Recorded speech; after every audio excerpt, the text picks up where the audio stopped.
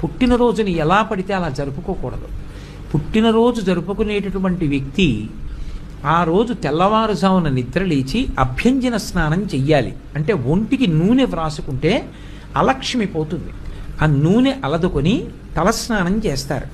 చేసే ముందు పెద్దవాళ్ళు తల మీద నూనె పెట్టి ఆశీర్వచనం చేయడం, వెన్నుపాము నిమరణం ఆచారంగా వస్తోంది. ఆ స్నానం చేసిన తరువాత ఇష్టదేవతని ఆరాధన చెయ్యాలి. ఇంట్లో కులదైవం ఇష్టదైవం ఉంటారు. ఆ కులదైవాన్ని ఇష్టదైవాన్ని ఆరాధన చెయ్యాలి.